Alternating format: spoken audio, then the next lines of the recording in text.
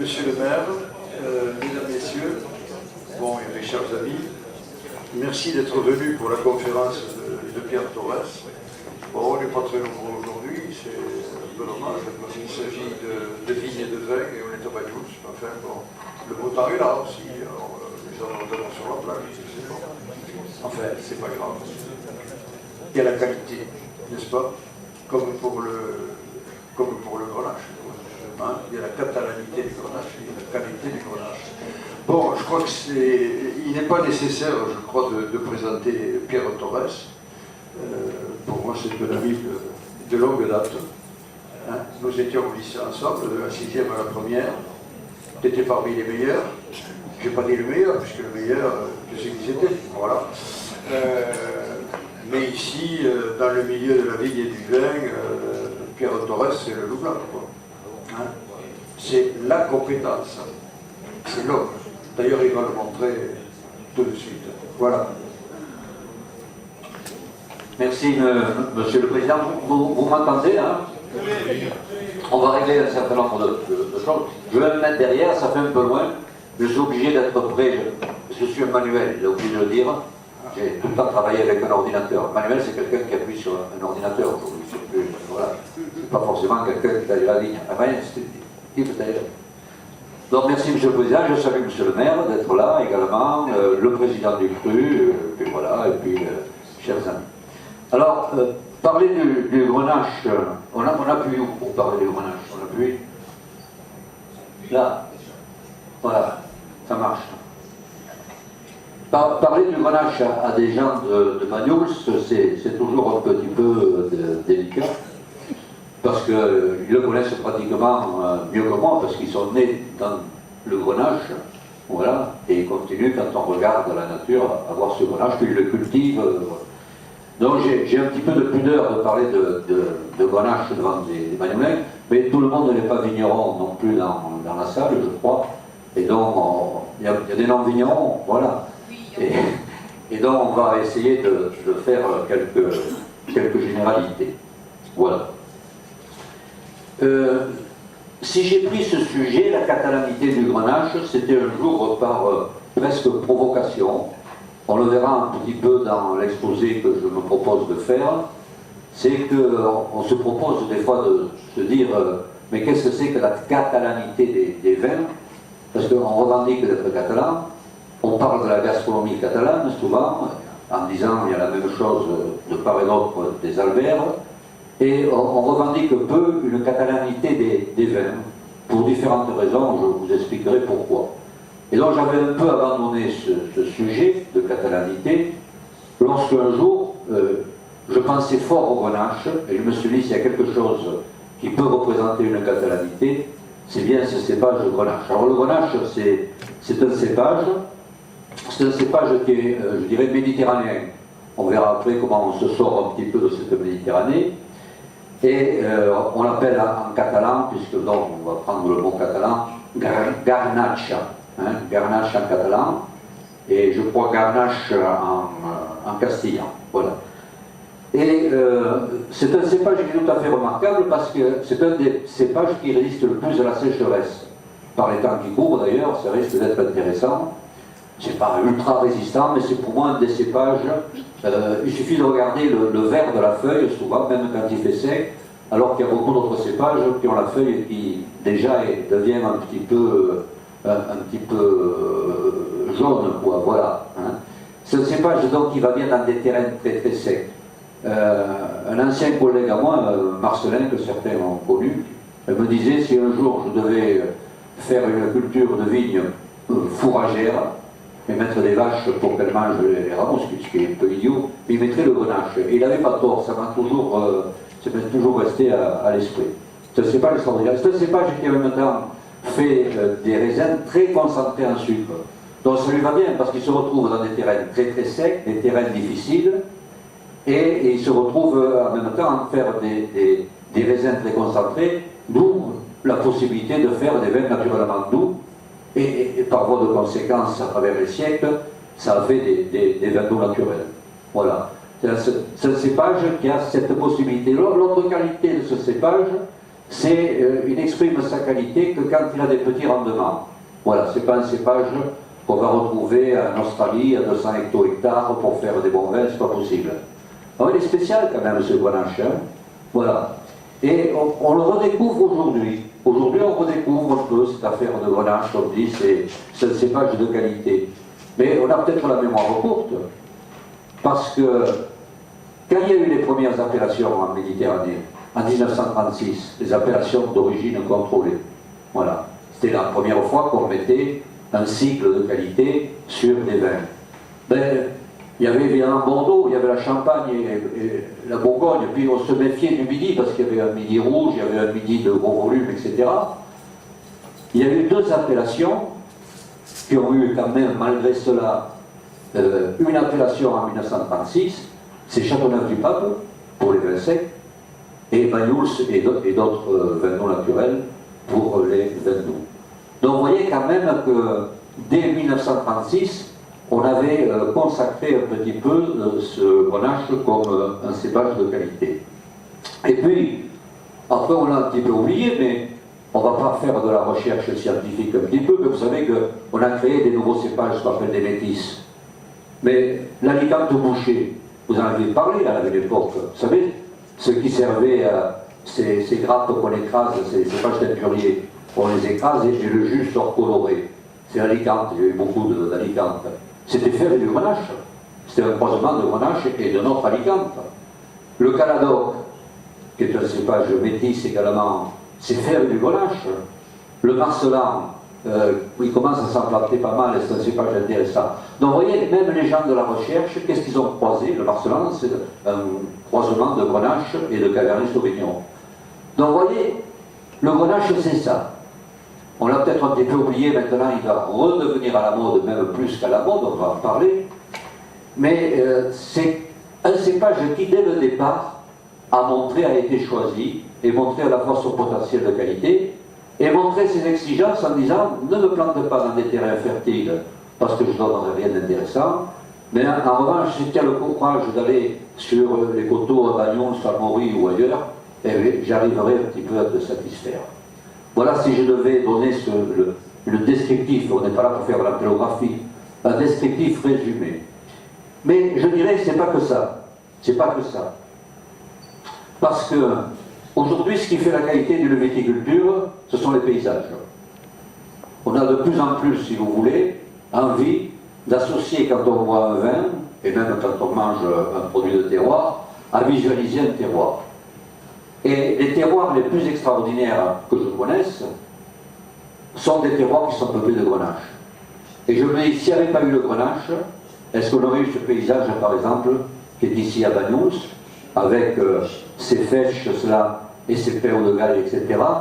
Et on n'aurait pas eu, parce que je ne veux pas le faire que pour Banyuls, ces collines ondulées là, ces croupes, j'appelle ça des croupes schisteuses ondulées, qui sont entièrement peuplées de Grenache, au pied de Quéribus, dans le terroir de Maury.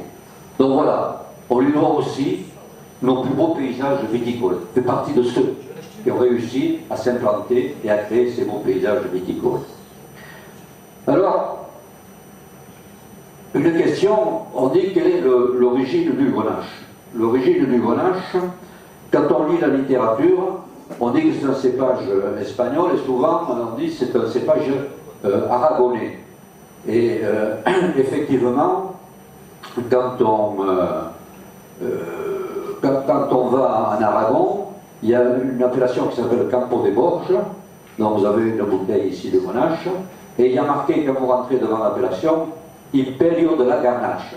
Eux se disent être l'empire du Grenache. Voilà, on va voir un petit peu ce que c'est. Mais d'autres littératures disent que c'est peut-être pas forcément en Aragon, c'est peut-être un peu plus près. Il y en a qui le situent en Sardaigne. En Sardaigne, il porte le nom de Canonao. Je sais pas pourquoi, mais ça c'est les Italiens, ils donnent toujours des noms spéciaux. Voilà. Et voilà, on peut se demander d'où vient. Surtout qu'il y a eu quand même beaucoup de va-et-vient entre la Sardaigne au Moyen-Âge, le pays d'Aragon, la Catalogne, etc. Voilà. La preuve, c'est que la Malvoisie de Roussillon, moi je l'ai retrouvée en Sardaigne, dans la province catalane de l'Alguer. Hein. Donc vous voyez, il y a ces mélanges qui se sont faits. Est-ce que le cépage vient de là? Je ne sais pas. Mon collègue, comment il s'appelle, Puiggròs, qui est à l'Institut Adraris de Barcelone, qui a fait une thèse sur le grenache. Alors il est catalan évidemment, puisqu'il a fait la thèse à Barcelone. Il a écrit que la littérature la plus ancienne qui existe sur le mot grenache en Espagne est celle qui a pour origine la Catalogne. Voilà. Et c'est vrai aussi qu'on a toutes les variétés de Catalogne, de grenache qui se retrouvent dans cette Catalogne. Donc ça fait un petit peu tilt. Voilà. Donc est-ce qu'il vient d'Aragon? Est-ce qu'il vient de Catalogne? Alors aujourd'hui, de façon moderne, on arrive à avoir des renseignements avec l'ADN. Ça ne sert pas qu'à arrêter les voyous ou les meurtriers. Hein. On s'en sert aussi des fois pour les cépages. Et je me suis renseigné auprès des spécialistes de la génétique ampélographique et qui m'ont dit, mais on ne sait pas trop, on a avec l'ADN du grenache une certitude, c'est qu'il est parent avec tout un tas de cépages ibériques, ça on ne conteste pas, mais il serait plus ancien. Voilà, il aurait très certainement une origine très ancienne. Hein. Voilà un peu. Donc, moi je dirais peut-être que ce cépage, qui est certainement méditerranéen, c'est sûr, mais avec les écrits les plus anciens, on pourrait dire qu'il est d'origine, bon, avec ces personnes, catalano-aragonaises. Voilà. Hein. De toute façon, c'est très difficile de trouver l'origine des cépages. Alors, pour essayer d'en savoir un peu plus sur ce cépage, j'ai commencé à regarder la littérature entre le mot grenache, garnache, et je suis remonté au Moyen-Âge. Ici, on avait au Moyen-Âge deux prescripteurs d'opinion, il y en avait d'autres, mais il y avait deux prescripteurs d'opinion qui faisaient fort un petit peu, c'est Arnaud de Villeneuve, dont tout le monde parle, et puis Échimène, voilà. Ils étaient catalans, ils ont été ici sur notre territoire, et ils ont écrit entre autres sur le vin, voilà. Et sur le vin, il y a Arnaud Villeneuve qui dit, peut-être dans le De Vinis, je crois, Optimi vini de vernaccia. Alors on parlait de vernaccia.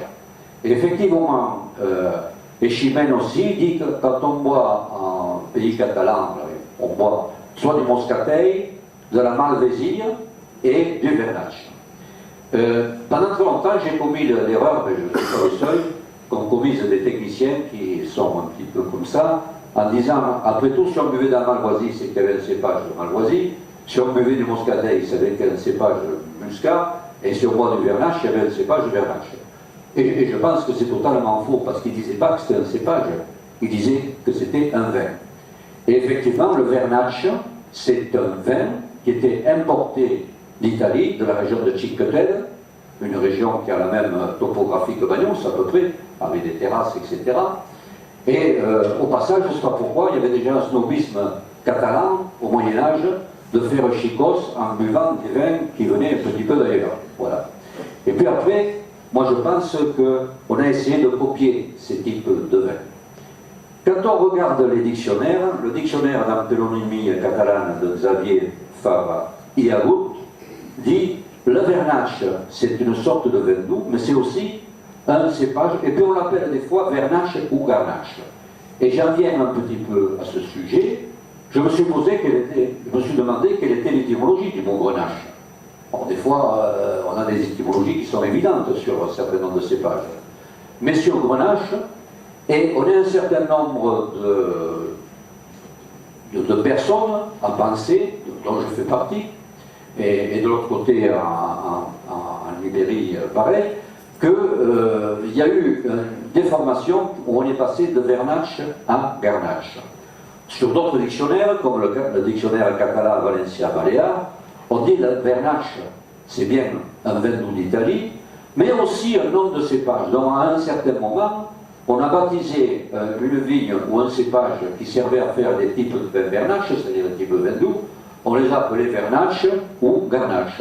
Et il dit, le garnache, on le retrouve également à Terra Alta, on en parlera, c'est dans le sud de la Catalogne, de Catalogne, vers le delta de l'Èbre, et également en Aragon. Voilà. Donc, c'est ce qu'on peut dire un peu sur cette origine du mot qui peut nous expliquer quand même qu'on a dû baptiser Grenache quelque chose, à mon avis, un pays catalan, certainement, on verra pourquoi, parce qu'à cette époque-là, l'Aragon arrivait jusqu'à Banyuls, bien entendu, et donc à partir de cépages qui servaient à imiter ce vin italien qu'on appelle le Grenache. Voilà, en tout cas c'est mon hypothèse, mais je n'ai pas d'autre hypothèse sur l'étymologie de ce mot Grenache. Ce qui fait qu'il faut comprendre une chose, c'est que quand on lit la littérature ancienne et que le mot s'ouvre en Grenache, ça désigne autant un vin qu'un cépage. D'autant plus qu'à cette époque-là, j'ai le plus grand doute sur la pureté des vignes. Déjà, quand on voit des vieilles vignes à Banyuls, on y trouve je ne sais pas combien de cépages, bon, maintenant moins. Mais avant, moi, quand j'ai commencé ma carrière, que j'allais à Banyuls, j'amenais des élèves parce que j'étais sûr d'avoir 5 ou 6 cépages dans la même parcelle. Et 3 ou 4 maladies également. Voilà, bon. Donc c'était très très riche en enseignement au niveau pédagogique. Quand c'est qu'on a commencé, alors il y a une légende, alors je regrette, c'est mon ami Parère, il n'est pas là, qui me l'avait passé, qui disait qu'au 7e siècle, les moines de l'abbaye de Saint-André de Sorède, à côté, ils avaient demandé à Pépin le Bref de protéger les vignes qui seraient destinées à faire une appellation, déjà, peu doute, qui s'appelait Grenache d'Empordà. Voilà. Et je l'ai vu reprise dans une publication à l'Université de Barcelone. Moi j'ai quelques doutes, mais vous savez, vous avez vu le film Qui a tué Liberty Valance, hein? Vous savez la conclusion du film, on dit quand la légende est plus belle que l'histoire, il vaut mieux raconter la légende. Et les vignerons, on est fort là-dessus, voilà. Donc on va garder ça comme légende un petit peu. Ce dont je suis persuadé, c'est que c'était un vin qui était naturellement doux, au départ, ce Grenache, et on le retrouvait un petit peu partout. En particulier, on retrouve des écrits avec Alphonse le Magnanime, on a des agrégés d'histoire, voilà, donc ils pourront nous préciser qui étaient ces personnages, et qui buvaient, il disait, il me faisait une liste de vins, et dans la liste de vins, il y avait Moscat, le muscat, celui-là il existe depuis longtemps, cette fameuse Malvasie, qui est un vin grec qui vient des Péloponnèse, de Monemvasia, voilà, et la Garnache. Donc la Garnache existe, et il se retrouvait sur les tables royales aragonaises. Si ce n'est que ces tables royales aragonaises s'approvisionnaient, on le sait, avec beaucoup de vins du pays catalan. Puisque le Pierre IV d'Aragon dit par exemple que sa femme ou lui, je ne sais plus, enfin bon, c'était un couple, il faisait ce qu'il voulait, qu'il leur fallait à la muscat de Perpignan, elle est meilleure muscat que si de Perpignan. Ouais. Donc on a cette demande. Donc je suis persuadé que à la grande époque où on avait ce Grenache qui était un petit peu sur ces tables royales, qui était déjà un vin qui était reconnu, ben, on se servait très certainement de Grenache qui venait ou de l'Empordà, ou même de Roussillon, etc. Voilà, c'est une hypothèse qu'on peut en tirer compte tenu de ces dates. On continue un petit peu sur le mot Grenache, en prenant, après, bon, si on revient à Roussillon, le terme Grenache va désigner pendant très longtemps un vin. Moi je me rappelle quand j'étais jeune, mon père me disait, à la fête du repas, ben, on prendra un peu de Grenache avec les fraises, là, par exemple. Vous voyez. On ne prenait pas de vin doux, on prenait le Grenache. Et il y a eu beaucoup de vins d'apéritifs qui sont appelés le Grenache. Hein. Bon, vous êtes jeune dans cette salle, donc vous n'avez peut-être pas cette habitude-là, mais je vois quelques personnes déjà qui sont un peu plus âgées, mais c'est vrai, on prenait du Grenache, voilà, toujours. Et quand vous lisez le livre Le grand dictionnaire de cuisine d'Alexandre Dumas, Alexandre Dumas, dans ce livre de cuisine, à un moment donné, il y a une page ou deux qui est consacrée à comment se constitue une cave. Voilà. On est autour de 1870 avec Alexandre Dumas. Et on a tous les vins de France qui sont marqués pour ça. Entre parenthèses, le Roussillon a une dizaine de vins sur une centaine de vins. Et il met en avant 3 vins au niveau de notre région, qui est le Rancio, voilà, dont le Rancio déjà était connu et reconnu à cette époque-là, le Grenache et le Muscat. On suit un petit peu 1870 et Et ici, je ne sais pas, oui, ça se voit bien, vous avez une affiche, qui doit être vers 1930 à peu près, d'un négociant allemand qui s'appelle Paul Mérou. Voilà, je dois trouver ça. Et qu'est-ce qu'il y avait comme vin? Il y avait Roussillon et Corbière. C'est vrai que pendant longtemps, on a marché un petit peu ensemble, Roussillon et Corbière. Et on voit Muscat, Bagnols doux, pourquoi on précise doux, il n'y a pas encore les apparitions. Bagnols doux, Maury, Rancio et Grenache. Et voilà. Donc le Rancio est présent partout comme vin type sec. Je le suppose, je le traduis comme ça. Vous me corrigez si certains ne sont pas d'accord avec moi. Et le Grenache comme type doux. Voilà. Donc on trouve ça. Et ce mot de Grenache en tant que vin doux va persister. Alors il y a bien sûr, quand il y a eu les appellations, peut-être qu'on a eu une erreur, je ne sais pas, on a dit qu'il faut mettre des noms comme Bagnols, Maury, Rivesaltes, Côte d'Agly, etc. Et donc on va chasser le cépage parce qu'on veut mettre le terroir en avant. Donc on n'a pas gardé le nom du cépage. Mais quand même, sur beaucoup de bouteilles d'apéritifs dans les années 40, 50, etc., on continuait à mettre le Grenache. J'avais pour preuve cette bouteille de Maury que j'ai trouvée il n'y a pas longtemps, qui est donc de 1948, je crois, non? Oui, 1948. Et il y a marqué Maury, donc on est après 36, c'est une appellation d'origine contrôlée, mais il y a marqué Grenache rose, Grenache rosé dessus. Voilà. Vin de dessert, ça se dit plus maintenant. Vous voyez, c'est des étiquettes qu'on ne ferait plus. Et vin d'apéritif. Voilà. Donc ce Grenache, pendant longtemps, ça a traîné un petit peu comme ça. Et puis aujourd'hui, on l'a effacé en tant que vin doux.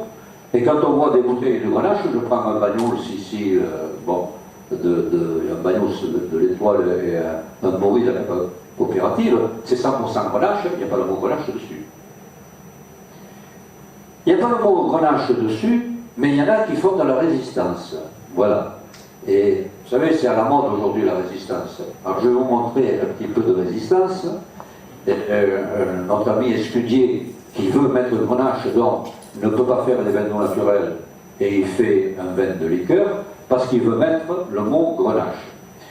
Et puis, il y a 2 ou 3 ans, j'étais là chez un caviste parisien, dont j'ai eu l'œil qui était attiré, ce qui est normal, parce que je vois des bouteilles qui viennent du Roussillon, de chez Boudot, des bouteilles de vin doux. Et je lis le commentaire.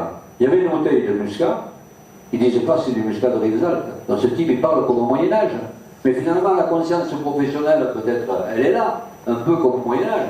Et à propos du Grenache de Boudot, qui est du Rivesaltes, je pense, sur Rubis ou Tuilé, c'est un Rubis, peut-être d'accord, mais ça ne lui dit rien parce que sa clientèle ne va pas comprendre. Donc il met c'est du Grenache partout.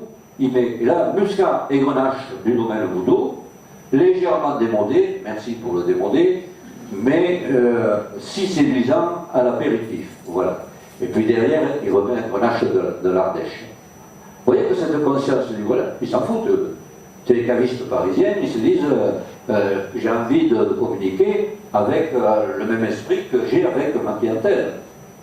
Ça fait un peu réfléchir quand même, parce qu'on a dépensé, c'est facile de critiquer quand on n'est plus aux affaires, comme disent les hommes politiques, mais on a dépensé une fortune pour faire connaître le mot Rivesaltes, et le mot Grenache, aujourd'hui, si on fait une enquête dans les milieux nophiles et même nophiles parisiens, il est aussi connu, sinon plus, que le mot Rivesaltes. Voilà. Merci à Séguéla qui vous avez fait cette publicité à grand frais sur Rivesaltes. Voilà. On continue. Ah, nos voisins, puisqu'on parle de Catalogne, donc vous savez, la Catalogne Nord, c'est le Roussillon, et puis la Catalogne Sud. Voilà.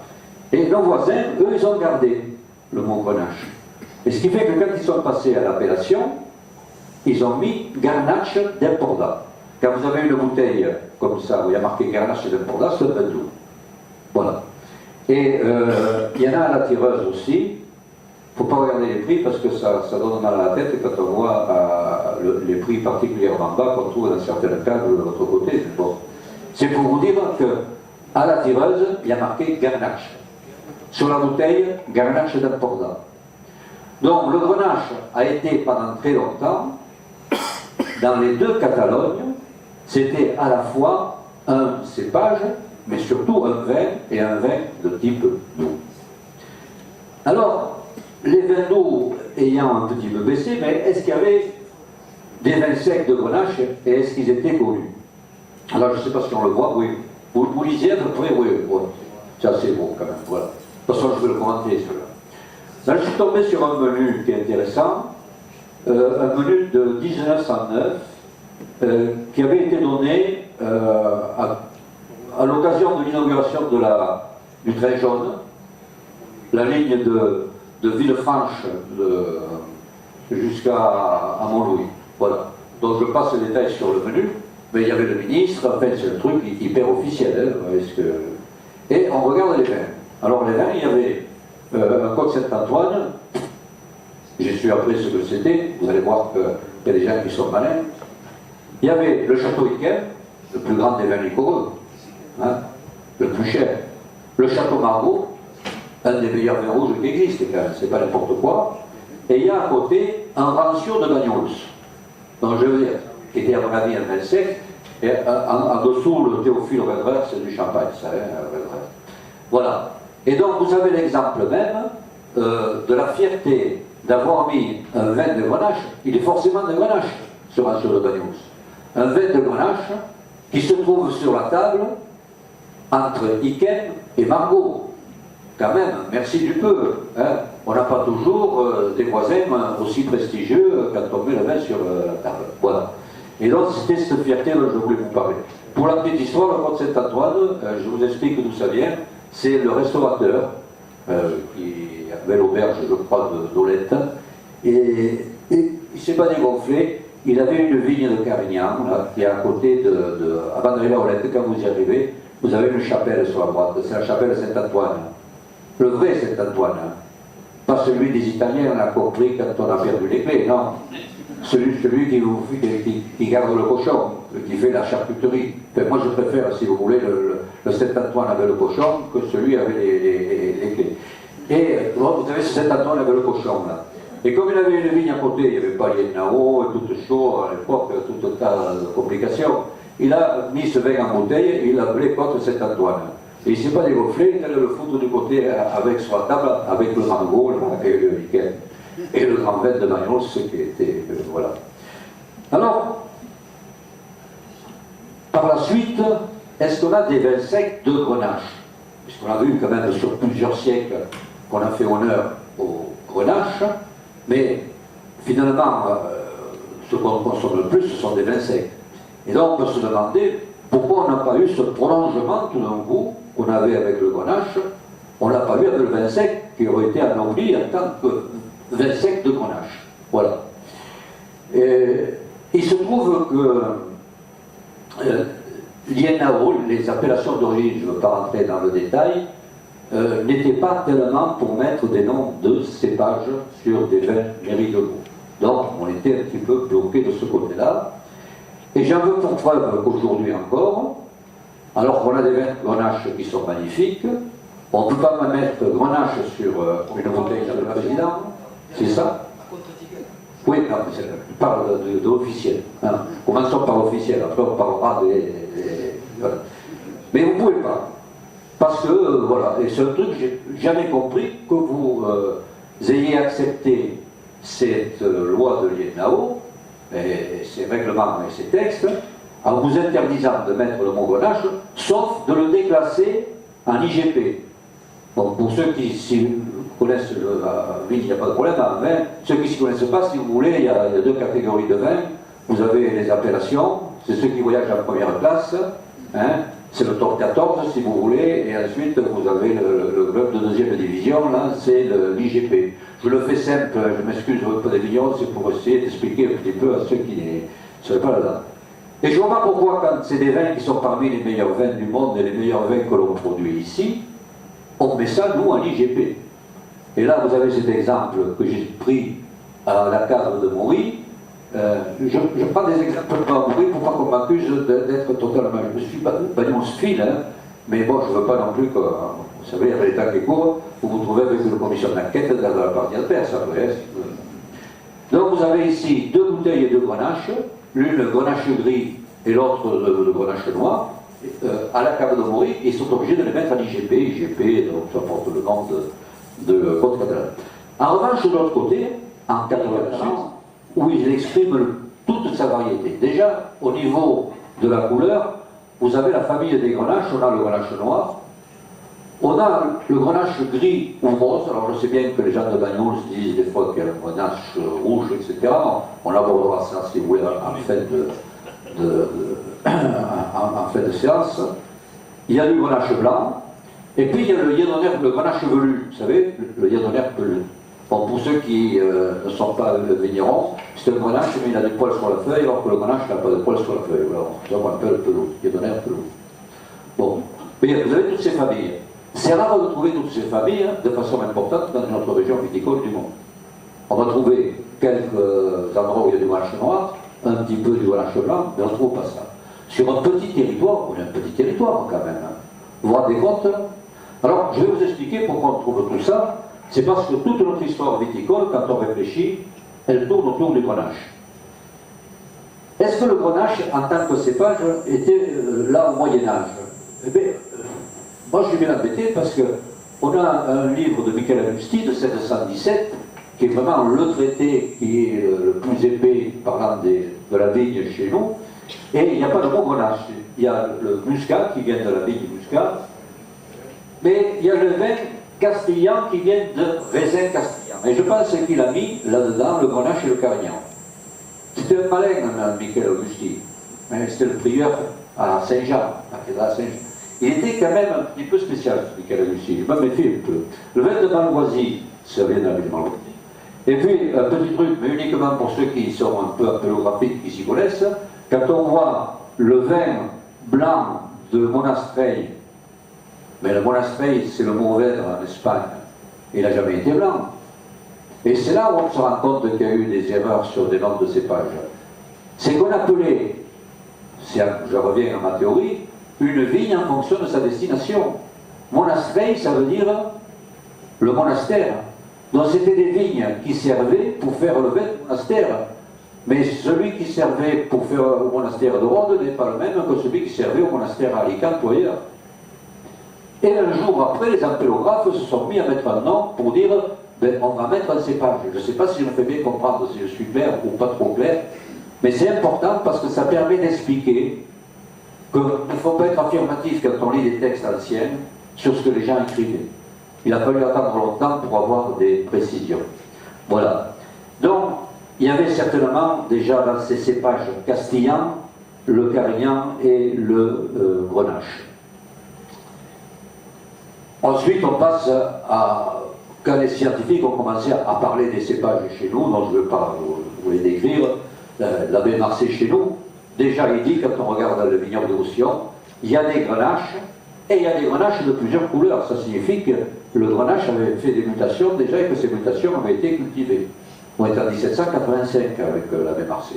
Et puis après, il y a tous ces ampélographes connus, Julien, Rendu, Guyot, Coméroufia, et qui affirment bien que nous avons des grenaches de différentes couleurs et certaines fois des grenaches velus qui se trouvent à Roussillon.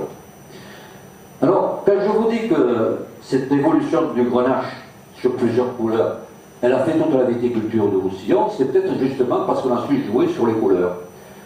Quand on regarde depuis 58, parce que bon, depuis qu'on a des statistiques, parce qu'au Moyen-Âge, les gens se trompaient sur les cépages, mais il y avait encore moins de statistiques, on s'aperçoit que depuis 58 jusqu'à 2017, actuellement, vous voyez qu'on a perdu beaucoup de vignes, hein, voilà, sur 22 000 hectares, il y a 26 000 de plantés, mais après il y a 22 000 qui produisent par rapport aux 70 000.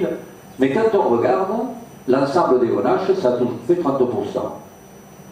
Sans s'en rendre compte, les Catalans, qui ont pourtant traversé des périodes différentes en faisant des vins doux, des vins secs, etc., ils sont restés fidèles au cépage de grenache. Quand on regarde ce qui se passe en Languedoc, c'est 10-15%, la proportion des grenaches en Languedoc. Donc, on a ici vraiment une fidélité à ce cépage grenache.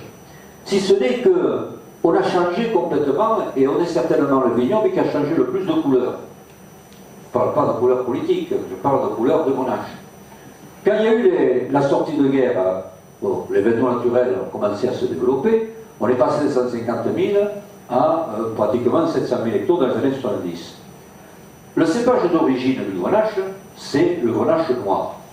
Le premier cépage qui est apparu, c'est le noir. Le gris, le blanc sont des mutations. Le yadonner, également, est une mutation du grenache noir et même du grenache blanc, également.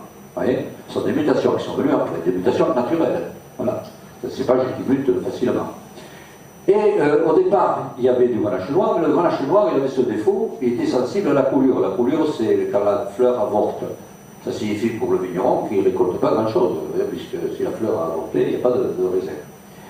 Et il se trouve qu'on avait, dans les années 70, on avait presque plus de grenache noir parce que le grenache gris et le grenache blanc étaient beaucoup plus productifs. Et si je prends le cas de Bagnos, vous l'avez vécu, combien de fois vous craigniez de mettre un grenache noir, il a fallu un peu vous forcer la main, parce qu'on disait le grenache noir, je ne suis pas sûr de produire. Une année où vous avez la vigne qui avait des pieds de grenache noir ne produit pas, qu'est-ce que vous greffez pour l'année d'après? Vous greffez le grenache gris parce que le voisin, vous avez vu que sa vigne de grenache gris ne produisait davantage. Ce qui fait qu'on est arrivé à quelque chose d'énorme. On était le seul pratiquement région viticole avec une autre dont on parlera, mais qui avait plus de blanc et de gris que de noir. À un certain moment, on avait 75% de grenache blanc et gris en mélange par rapport au cépage d'origine qui est le grenache noir. Et puis ça a changé, vous voyez comme quoi l'histoire, on va garder le grenache, mais ça a changé pour une raison bien simple, c'est qu'à un certain moment, les vins doux qui avaient connu une prospérité économique extraordinaire, il faut quand même le dire, ça fait partie des moments de fortune de la viticulture, hein, les 30 glorieuses, ça a duré jusqu'aux années 75, à peu près 80. Puis après, ça a commencé à se casser la figure, les vins naturels, parce que les vieux buvaient moins, c'était l'apéritif du pauvre, ça n'a pas été bref, on ne va pas rentrer là-dedans. Et on a dit, mais il faut se reconvertir, il faut faire des vins secs. Qu'à cela ne tienne, on a le grenache. On a dit, mais le vin sec dans le midi, ça peut être que le rouge. Et chaque fois qu'on a donné une appellation de vin sec, on a commencé par le rouge, y compris à Collioure. Il y a eu la première appellation de vin sec. Après, c'est venu le rosé, après, c'est venu le blanc, etc. Mais au départ, non, dans le midi, on ne peut pas faire des blancs, on va faire le rouge. Voilà. Et pour les conditions, pareil. Ou même s'il y a des blancs, il n'y en aura pas beaucoup. Donc, on ne veut pas récupérer tout le déversoir du potentiel qu'il y avait de ce grenache blanc et de ce grenache gris, qu'il y avait à Roussillon, et on a dit, le grenache noir, vous pouvez continuer à faire des vins doux, on peut continuer à faire des bagnols, et vous ferez des Collioure. Mais est-ce que si vous avez du blanc et du gris, non. Et c'est petit à petit, avec cet artifice-là, c'est pas un artifice, avec cette façon de faire, qu'on a pu changer l'encépagement, et les Catalans, ils sont assez efficaces pour changer l'encépagement, parce que regardez qu'aujourd'hui, le grenache noir, c'est le cépage le plus planté de Roussillon. C'est le cépage majoritaire pour les noirs. On est à 73%, alors que le blanc et le gris ont pratiquement disparu. Voilà. Ils n'ont pas disparu, mais ils ont pratiquement disparu par rapport au potentiel qu'ils avaient. Et c'est vrai que quand on regarde ce grenache noir aujourd'hui, c'est le cépage qui est le plus planté. Il est dans toutes les appellations. On peut faire à la fois chez nous des vins doux, des Collioure, des Collioure village. La dernière appellation qui a vu le jour, c'est Maurice sec, c'est à base de grenache, mais je n'ai pas compris qu'ils ne s'autorisent pas 100% de grenache, je veux dire, c'était l'esprit ancien, comme c'est écrit à l'ancien. Et ces fameux IGP, donc des vins de cépage. Alors, je voudrais faire une petite parenthèse sur le grenache gris, parce qu'on est le vignoble qui a eu le plus de grenache gris, et il y a eu une saga du grenache gris. Je vous ai dit que dans les années 45-75, c'était un cépage qui était bien apprécié pour sa productivité. Et puis après, donc, comme il fallait favoriser le grenache noir, et j'ai fait partie de ceux qui ont été critiques, donc je le reconnais, sur le grenache gris en disant il faut un peu le laisser de côté, ce grenache gris, parce qu'avec le noir, vous pourrez faire des rimages, vous pourrez faire des Collioure, des côtes du Roussillon. Avec le gris, ben, qu'est-ce que vous allez faire? Vous allez faire, voilà. Donc on a fait la chasse au gris, mais il faut faire des fois des chasses un peu comme ça aux sorcières. C'est le cépage qui a été décrié par l'ensemble des organismes viticoles. Voilà. Et puis depuis 2007, grâce à des bagnolins d'ailleurs, et je voudrais saluer Marc Parcé, c'est pas le seul, mais enfin je veux dire, c'est un peu à l'origine, c'est dire on peut faire des vins blancs de qualité avec du grenache gris. On s'y est mis un peu tard, et grâce à ces personnages-là. Et donc petit à petit, on est remonté aujourd'hui sur d'anoblir le grenache gris. Voilà. C'était impensable, moi je n'aurais pas pensé ça, il y a une vingtaine d'années. Mais aujourd'hui, quand on regarde parmi les meilleurs vins, bon, vins doux, ça fait toujours des vins doux, d'accord, mais parmi les meilleurs vins blancs secs qui ont une typicité, ils jouent un rôle. Surtout ici, à Collioure, enfin, dans l'appellation Collioure, quand je dis Collioure, c'est l'ensemble du territoire de Bagnols. Parce qu'il va donner du gras, il va donner de la longueur, en plus de cette minéralité, etc. Et donc je sais qu'aujourd'hui, on est en train de rechercher, et les gens sont fiers de mettre leur meilleure cuvée avec ce cépage qui avait été condamné, décrié, et qu'il fallait arracher pour mettre du grenache noir. Vous voyez ? On le retrouve ailleurs dans les IGP, comme monocépage. Il y a même un négociant, et pas n'importe lequel, qui s'appelle Bertrand, c'est un des négociants les plus en vogue du Midi, et un des plus malins, certainement, qui a créé le gris blanc. Et il l'a créé au départ avec un œnologue catalan ici, en prenant des grenaches gris de la vallée de la Glie, et en faisant un vin gris-blanc, voilà, qui a connu un succès, tellement de succès, qu'il est obligé de prendre des gris blancs en dehors de la vallée de la Glie, il les prend un petit peu partout, voilà. Et je dis, pourquoi pas demain aller jusqu'au bout, faites un gris de gris. Vous savez que les couleurs claires sont à la mode aujourd'hui en matière de vin. Moi, je serais vigneron, je tenterais aussi de faire quelque chose, gris de gris. Avant, celui qui faisait le gris de gris, c'était Listel. Bon, c'est pas quand même le plus rutilant, le plus noble comme type de vin. Voilà. Dans ce petit clin d'œil, vous vous rendez compte quand même, en l'espace de 50 ans, comment il y a une révolution qui peut se faire. Mais cette révolution, les Catalans, ils l'ont faite avec le grenache. Ils n'ont pas changé. Ils ont pris le grenache, ils ont fait changement de couleur, ils sont revenus sur d'autres couleurs, etc. On continue pour savoir que nos voisins, est-ce qu'ils ont la même histoire que nous avec le grenache? Alors, quand on regarde un petit peu les noms sur les trucs officiels en Catalogne, à Barcelone, hein, on trouve qu'il y a du grenache noir, grenache nègre, mais il l'appelle Yadoner. Là-bas, le Yadoner, c'est le grenache noir, mais pas velu. Hein. C'est le grenache noir. Et je me suis intéressé à l'origine du mot Yadoner. C'est le Micopoulier. Mais il se trouve que le mot Yadoner, j'ai trouvé quelque chose qui s'appelle El Camp de Yadoner. Est-ce que vous savez où se trouve El Camp de Yadoner? Alors je me suis dit que je vais aller trouver les racines du Yadoner. Manque de peau, je suis allé, c'est du côté de Mandresse, et j'ai trouvé une prison. C'est la prison où ils ont mis les politiques de Catalogne, les indépendantistes, et cette prison, et ils l'ont baptisé cette prison. Alors je suis allé voir le directeur de la prison, et je lui ai dit, mais c'est pas possible cette affaire-là. Vous ne pouvez pas mettre le nom d'un cépage, et puis après je me suis dit, si c'est pas de la Catalogne, il n'y a pas de hasard quand même. Hein.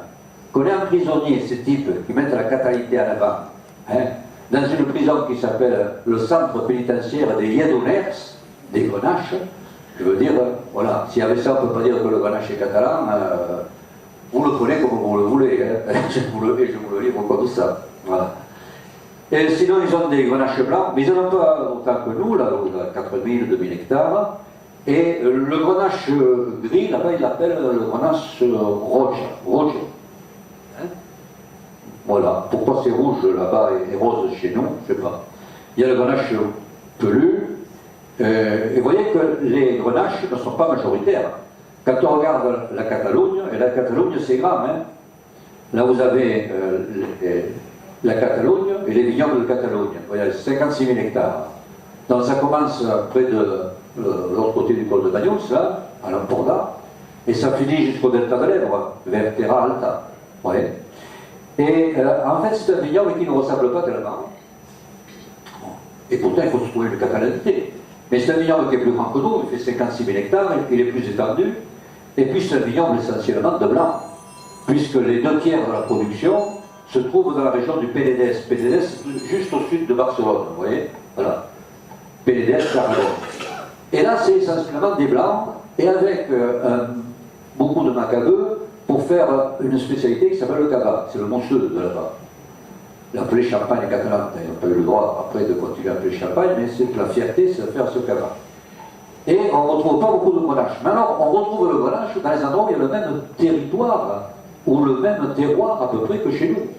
Par exemple, ici, dans la région de, vous voyez, de Priorat-Montsant, magnifique cette région, et dans cette région, le cépage majoritaire, c'est le grenache. Et le cépage qui est en tête pour faire des vins rouges dans ces régions, c'est le grenache. On retrouve cet esprit catalan du vin rouge avec du grenache. Et eux aussi arrivent à avoir une spécialité, puisque dans le sud, vous avez Terra Alta.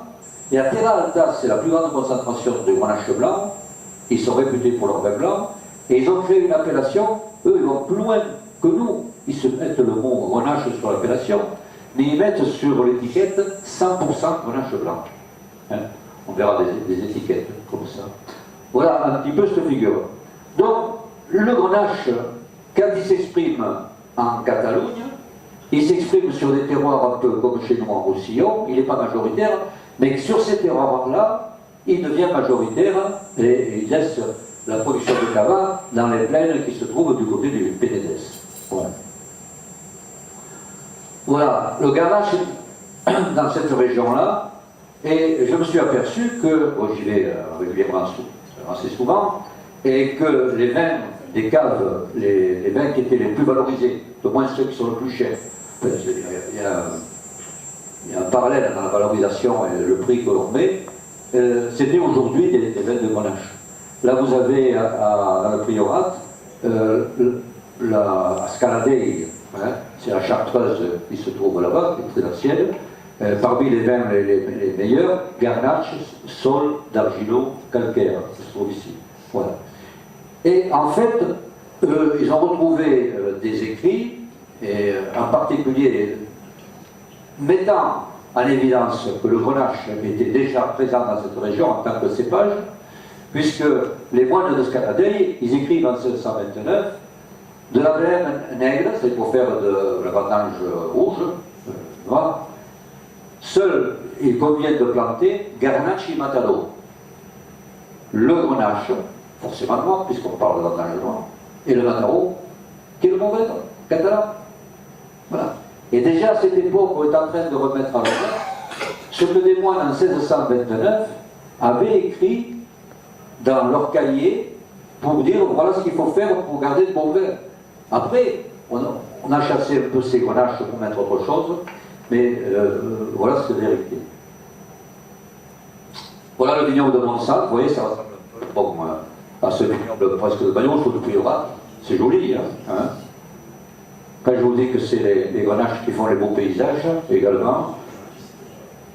Et puis ici, vous avez le grenache de Terra Alta dont je vous parlais. Alors je ne sais pas si on le voit. Terra Alta, Garnacha Blanca, 100%. On le voit juste dans le coin, là, voilà. Hein. Très très bon grenache. Et c'est une appellation qui marche très très bien. Terra Alta se retrouve à la frontière avec l'Aragon, au-dessus du delta de l'Èbre. Hein, c'est juste au-dessus du delta de l'Èbre. Au passage, avec des caves qui sont des caves d'une architecture remarquable, puisque vous avez là ça va être la cave de Pinel de Braille, je pense, qui se trouve à côté de Gandessa, dans la Terra Alta. Elle a été décidée par César Martinelli Brunet, c'est l'école de Gaudi. C'est-à-dire que ce peuple catalan du Sud a eu la fierté de garder les caves, on en parlera, puisque si on parle de catalanité, il faut parler de mentalité aussi par rapport à ce qui se fait dans le vignoble. Et ils les ont gardées, ces caves. C'est des caves qui datent de 1930 et qui ont été construites avec ces architectes de l'équipe de Gaudi. On retrouve un petit peu ce style-là. Et en même temps, pas très cher, parce que c'était des coopérateurs, ils n'avaient pas beaucoup d'argent. C'est pas les nouvelles caves avec les architectes comme Franck Guéry qu'on retrouve dans la Riotre, par exemple. Vous voyez? Non, là c'était fait avec les moyens du bord, et ils en sont très fiers, ce qui fait qu'ils ont gardé ces caves-là pour les faire visiter. Et non seulement ils les font visiter, mais ils ont fait un circuit, ils appellent ça les cathédrales du vin. Quand vous allez, bon, le no-tourisme c'est à la mode, Quand vous allez un petit peu en Catalogne Sud, si vous regardez les circuits touristiques, on parle des Catalognes. Il y en a une, bon, j'en connais une trentaine comme ça. Hein, voilà. C'est un peu des différences qu'on a, c'est pas les seules qu'on a avec nos amis catalans du Sud. Alors, sur la catalanité des vins, pour en revenir, j'avoue que la question est souvent délicate. Quand on me dit, mais y a-t-il une catalanité des vins? Alors, moi je dis, je ne sais pas à quel niveau on se passe. Premier niveau, il y a des vins qui sont faits ici, comme le Collioure, il est catalan, et il y a des vins qui sont faits comme le Priorat, là-bas, il est catalan. Donc, voilà. La deuxième chose, c'est de se demander s'il y a des vins qu'on trouve dans ces régions et qu'on ne retrouve pas pratiquement ailleurs. C'est-à-dire s'il y a des vins qui ont une valeur phare, un petit peu. Vous voyez ce que je veux dire? Ça a été le cas des vins naturels chez nous. Et quand vous allez en Catalogne Sud, le vin qui a la valeur phare, c'est le cava. La fierté la plus grande des vins sur l'ensemble de la Catalogne Sud, c'est le cava. Il faut dire que ce cava, ce mousseux, ils font 280 millions de bouteilles de colle, je crois, c'est énorme. Ça marche bien. C'est la fierté un petit peu de ces vins-là. Mais moi je ne me contente pas de ça, je me dis, une catalanité, c'est qu'il y a eu un patrimoine, et il y a eu des habitudes communes, qui fait qu'on peut retrouver le même prix d'un côté ou de l'autre. Alors c'est pas évident en matière de vin. En matière de gastronomie, comme je vous dis, c'est facile parce qu'il n'y a pas de règles de gastronomie. Donc on peut faire, même s'il ne faut pas les boules de picoulate de l'autre côté, des choses qui ressemblent aux boules de picoulate, on peut faire un marimonde de chaque côté, on peut le faire à Bagnols, on peut le faire à Figueres, etc. Trouver des ressemblances avec les vins, je me suis aperçu que c'était très difficile parce que les vins sont fortement réglementés. C'est un des produits que l'on consomme qui est le plus réglementé. Et les réglementations, il n'y a rien à faire, elles sont nationales. Elles ne sont pas régionales. C'est-à-dire qu'on le veuille ou non, les vins catalans d'ici sont sous réglementation nationale française, et les vins catalans, quoi qu'ils en disent de l'autre côté, ils sont sur une législation plutôt ibérique, pour ne pas dire hispanique, hein, et qui n'a rien à voir avec la nôtre. Dans ce sens que de l'autre côté, c'est beaucoup plus souple. On met ce que l'on veut sur les étiquettes, pratiquement. Alors que chez nous, ce n'est pas tout à fait le cas. Et ça change beaucoup de choses. Ça change énormément la donne, y compris sur des problèmes de paysage. Bon, je passe sur une catalanité, celle-là que je cite au passage, c'est qu'à un certain moment, les vins catalans du Sud venaient se vendre à Port-Vendre. Hein. Voilà une photo de 1908 de notre ami Joseph Plat qui commente un petit peu que ces vins de Tarragone avaient une odeur qui empestait tous les quais de Port-Vendre. Ce ne serait pas possible aujourd'hui. Hein. Ils y foutraient le feu, là, d'ici là. Alors, on va voir les différences également. Je me suis intéressé au phylloxéra. Et le phylloxéra, il n'est pas catalan, hein. C'est pas ce que je veux dire, parce qu'il est arrivé partout. Il arrive chez nous en 1878. Alors c'est intéressant parce que bon, il arrive déjà tard, il était en 63 sur les rives du Rhône, il arrive en 1878. Et on le retrouve en 1879 à Rabos. La première tâche qu'on trouve de phylloxéra de l'autre côté des Alberts, en Espagne, c'est à Rabos. Je ne vous dis pas par où il est passé. Hein. On se demande si Hannibal il est passé par le col de Bagnols, ça j'en suis pas sûr, avec les éléphants. Mais ce que je peux vous dire, c'est que le phylloxéra, il est passé avec le grenache du col de Bagnols jusqu'à Rabos. Et ils ont fait une commission après à Rabos là-dessus. Voilà. Donc vous voyez qu'on a un lien très fort, c'est pas bon, c'est à prendre comme vous voulez. Hein, voilà. Mais pour vous dire qu'il y a un échange assez fort. Le problème, c'est que quand il y a eu le phylloxéra, ça a détruit tout ce paysage de vignes qui était en terrasse. Et on en avait chez nous, on en avait dans le Conflent, vous voyez. D'ailleurs, c'est là où on a trouvé le phylloxéra, du côté de Prades, dans le Conflent. Parce qu'il y avait beaucoup de vignes en Conflent, qui étaient cultivées en terrasse. Moi, ils n'ont pas recultivé. Et ici, vous avez, dans l'Emporda, le monastère de Rhodes. Vous voyez toutes ces terrasses qui étaient cultivées. Quand ça a été détruit par le phylloxéra, ils n'ont pas eu le courage de remettre là. Pourquoi? Parce qu'ils faisaient le même vin avec le même nom en le mettant dans la plaine de l'Emporda. Les gens de Bagnols, c'est pas pareil. C'est les seuls qui ont reconstruit de véritables terrasses. Moi, quand je fais des photos de terrasses abandonnées, je mets chaque fois une photo, parce que Bagnons aussi, il a eu le phylloxéra. Mais Bagnons a eu le courage de refaire ces terrasses. Et ça donne ce paysage, et non pas le paysage des terrasses abandonnées. Vous voyez, c'est pas évident de... Et aujourd'hui, ils essaient, les Catalans de l'autre côté, de refaire un petit peu quelques vignobles comme ça, en terrasse. Je continue. L'autre différence également, et qui me chagrine un petit peu, parce que moi j'aime bien ces deux Catalognes, je vais souvent de part et d'autre, c'est les problèmes de paysage. Vous savez que pour comprendre un vin, comprendre un terroir, il faut le paysage. Et c'est vrai que de l'autre côté, il y a un mariage entre la vigne et l'olivier qui est partout. Vous allez dans des caves coopératives, on vous vend du vin, mais on vous vend de l'huile d'olive. Vous pouvez faire des photos comme j'ai fait ici, où vous avez des rangées de vignes et des oliviers, et la vigne et l'olivier. Nous, on a perdu nos oliviers. On avait un grand département d'oliviers. Il y avait même des oliviers ici, puisque j'ai vu des tickets d'apport, je crois que c'était à l'Étoile, ou je ne sais pas quoi, en fait, avec des olives. Je ne sais pas plus sur un ticket comme ça. Voilà. Et donc, on n'a pas ce paysage-là. Et c'est un petit peu la différence de paysage. On a des différences de paysage, vous voyez, j'essaie de vous montrer quand même que ce n'est pas évident cette catalanité. Et ces différences de paysage, elles donnent ça. C'est-à-dire que finalement, si on prend deux ports mythiques de la Méditerranée catalane, Collioure et Cadaqués, quoi de plus mythique que Collioure et Cadaqués quand même. Derrière Collioure, il y a des vignes. Derrière Cadaqués, il n'y a plus que des oliviers. Et il y avait des vignes avant, le phylloxéra. Vous voyez comment ça peut changer, une simple législation de vignes peut changer une approche de territoire. Et cette approche de territoire est importante parce qu'aujourd'hui, un des facteurs les plus importants pour développer la vente du vin, enfin la viticulture, c'est le non-tourisme. C'est-à-dire, oui, c'est très important le non-tourisme, je pense. Pas là pour parler de non-tourisme, mais moi j'y crois énormément parce que c'est l'occasion de donner à un consommateur la réalité de ce qu'on produit, de partager avec lui les difficultés, la beauté d'un paysage, les aléas de la création d'une cuvée, etc. Voilà. Je passe sur le fait qu'il y ait d'anciennes coopératives, des usines à gaz. Bon, c'est pas gentil pour Arnaud de Villeneuve quand je dis c'est l'usine à gaz, mais de l'autre côté, partout où vous allez, vous trouvez une coopérative. Prenez cette route mythique qui est de l'autre côté des Alberts, qui va de... Allez, quand vous tournez après la Jonquère, de Campagny jusqu'à Rosas, c'est pratiquement, bon, Villejuig, Espoy, etc. Ben, vous trouvez ça. Vous trouvez dans des caves, chaque cave reste vivante, parce que les caves coopératives sont des véritables maisons de terroir.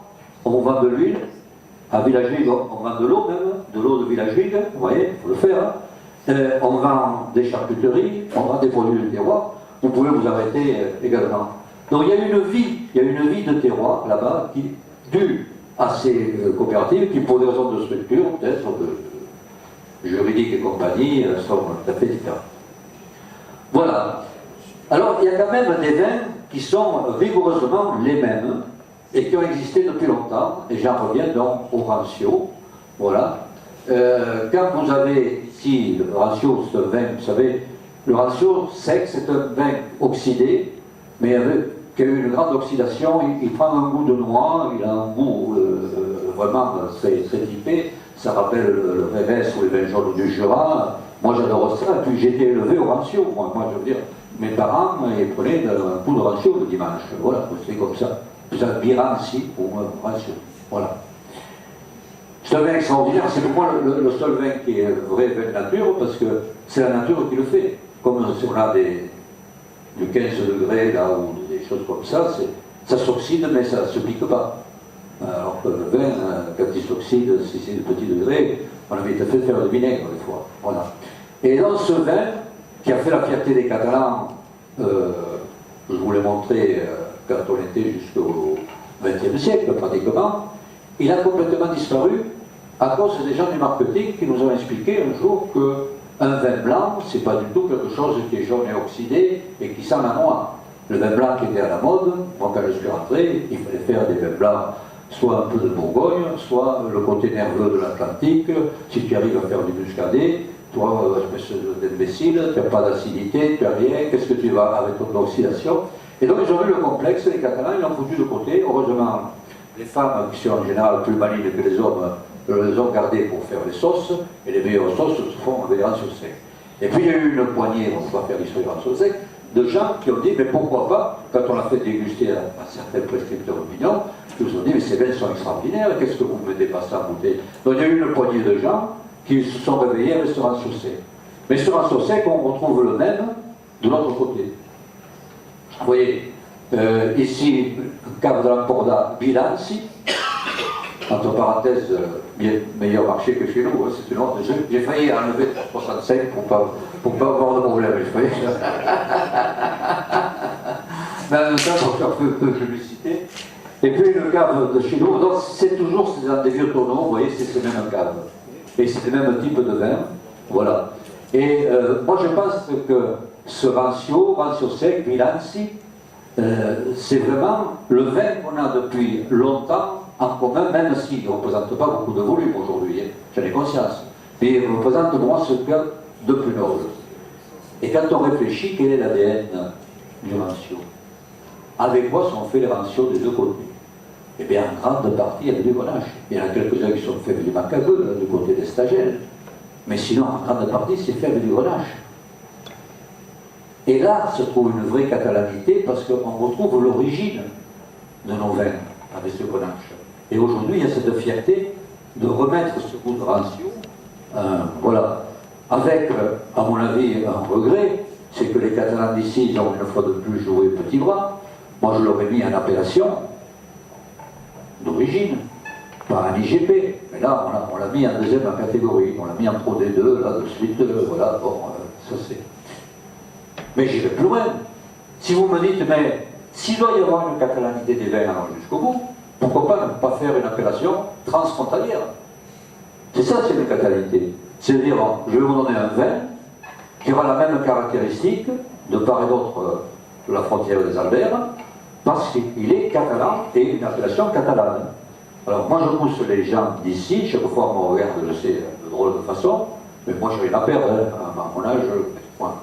Mais je serai vigneron, je ferai partie d'un groupe où je demanderai à ce qu'il y ait une appellation transfrontalière, catalane, qui s'appellerait Rancio ou Ranci, voilà. Et qu'on retrouve avec les mêmes caractéristiques, la même étiquette et le même niveau de classification de part et d'autre. Voilà un petit peu ce que je voulais vous dire sur ce grenache. Et puis je voudrais terminer par le fait que les institutions, les vignerons se sont rendus compte aujourd'hui de ce rôle du grenache. Et quand on regarde de part et d'autre des événements de communication qui se sont mis en place depuis une dizaine d'années, on se rend compte que finalement les amis autour du grenache. C'est quand même curieux. Et de part et d'autre, vous avez les journées internationales du grenache, ça avait été fait il y a longtemps par Slow Food, mais vous avez en association qui se retrouve dans Monsanto le Priorat, des producteurs de grenache et qui ont créé un label qui s'appelle Terres de Grenaches. Il y a eu un grenache symposium qui a été fait dans les Côtes du Rhône. Et de l'autre côté, ici vous savez qu'on a la nuit des grenaches, hein, donc vous avez entendu parler. Les grenaches du monde, il va y avoir le 17 et 18 avril le concours des grenaches du monde. Mais de l'autre côté, j'étais il y a encore un mois à la coopérative de Capsanès à Monsanto.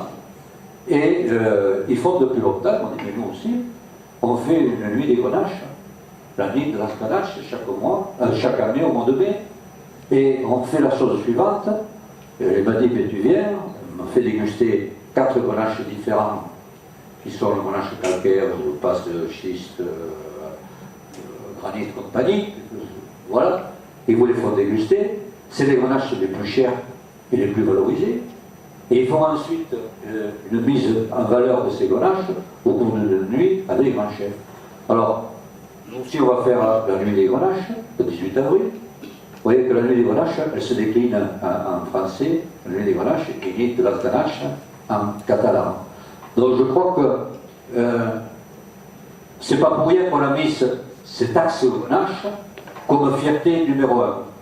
Et donc je voudrais terminer avec ces Grenaches du monde, vous voyez, qui rassemblent les Grenaches de plusieurs vignobles du monde, et terminer par cette citation qui est personnelle et que j'ai employée à quelqu'un que vous connaissez bien, hein, qui pourrait être la devise des vignerons catalans, c'est « Make our Grenache great again ». Je vous remercie. Voilà.